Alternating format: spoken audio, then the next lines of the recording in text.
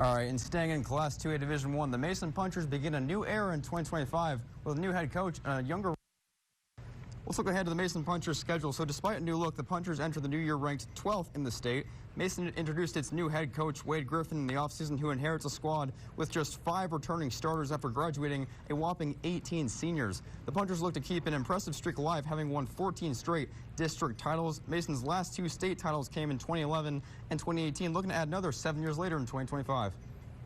I'm excited to see what all the new coaches have in store for us, and I'm just really confident in a good year this year. I feel like even though we lost a lot of people, we're still strong in all our spots.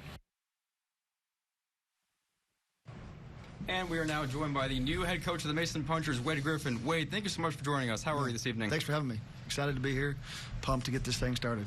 Absolutely. What better time of the year to discuss some football? We're a little over a week away from week 1. I know you've got a big matchup. We'll get to that in a second. But nonetheless, thank you so much for taking the time to do this. But Wade, first things first, I thought we'd let you have the floor first. Tell me a little bit about your career, your coaching background. You're new to the Concho Valley, so welcome. And just tell us a little bit about what led you to this point. Well, this is my 27th year coaching, my 16th as a head coach. The last 3 years we were in Weimar.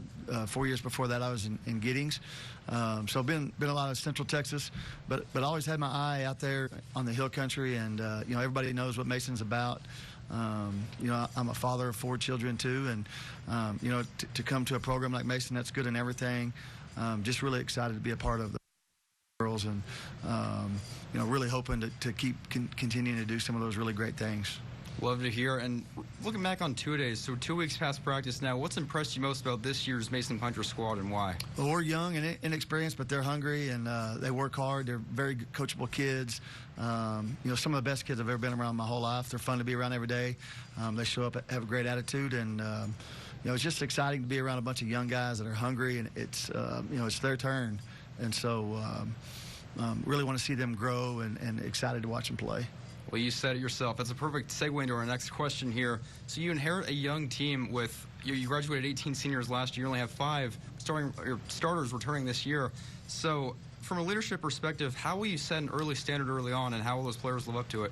Well, I mean, we've just been talking every day about taking the next step. Who's going to be the guy that steps up? They've been wanting to be punchers since they were in 3rd grade. You know, they grow up going to the Puncher Dome, seeing what it's all about, loving it, and I've just been reminding them it's their turn, it's their chance. So, you know, who the leaders are going to be, we'll see. But we have a great group of juniors, a great group of seniors. Somebody's going to step up, and it's been really fun, exciting to watch those guys grow up. Of course, and everyone in the Concho Valley knows Mason is a powerhouse when it comes to football. So you all have 14 straight district titles coming in this season, correct me if I'm wrong, and you haven't had a losing season since 2007. So with a younger roster, what must be done to keep the bar high and keep that rich tradition of winning going at Mason? Improve every week. You know, the non-district schedule is very tough. You know, you have Wall, you have Junction, you have Cristobal, you have all these guys that we play. You know, we have Brady right down the road, so we're going to play really good teams. But we have to continue to improve every single week. And when we get to the bye week and get to district, we play our best football. There's going to be some bumps. There's going to be a lot of good. There's going to be a lot of bad. But continuing to improve, to continue to focus, and to learn how to play together is what we're going to focus on. We love to hear it, Coach. Well, thank you so much. From one grift to another, thank you for joining us. Appreciate it. This evening, Mason kicks off its season at Wall, a matchup of 2 ranked opponents. You don't want to miss that.